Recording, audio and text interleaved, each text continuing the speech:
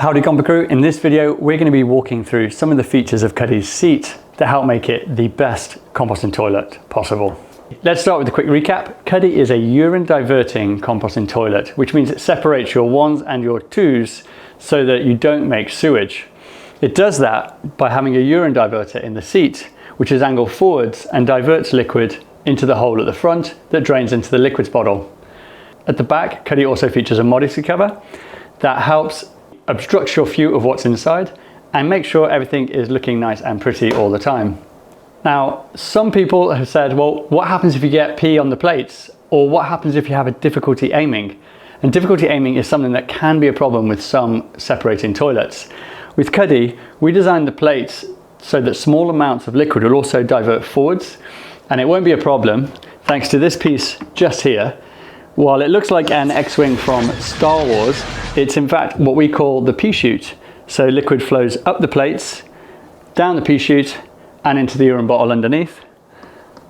And when it's time to go, you've got a nice big target for the drop zone. Cuddy features a very large drop zone, as big as we could make it, anatomically speaking, for this size of toilet, and I don't think there's a big one on the market.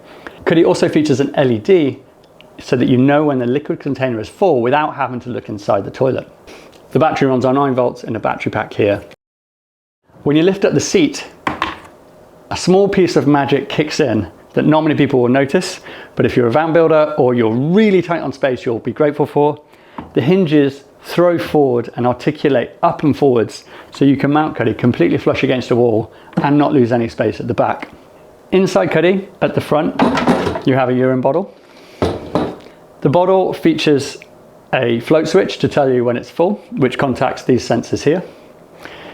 Anybody that knows about composting toilets will tell you that the number ones actually smell worse than the number twos, and to help keep that smell in, we put a valve to help lock in the odors while you're traveling. When you come to empty, unscrew the cap and pour out the urine. The valve now acts as an air intake, so it won't chug, but it will come out quick, so just watch out. You'll get about 1.5 to 2 days usage out of the liquids bottle. Most of the volume is urine, and you can either empty this down a toilet into a chemical dump station, or if you're in the middle of nowhere over a mature tree, be sure to make sure it's a mature tree because it can damage very small bushes. If you want to put it on your garden, dilute it 10:1 with water and your plants will thank you for it. The other thing about Cuddy as a composting toilet that makes him special is that he features an agitator in the solids bin. We have an agitator to put all the carbon-rich material in at the start before you use Cuddy for the first time, and then you mix it after each use. This helps dry out the material, obscures it from view, stops it smelling, and helps start the composting process, which is the second reason, other than separation, why composting toilets really don't smell. If you don't have an agitator, you've got to have a storage for your carbon-rich material and add it after each use.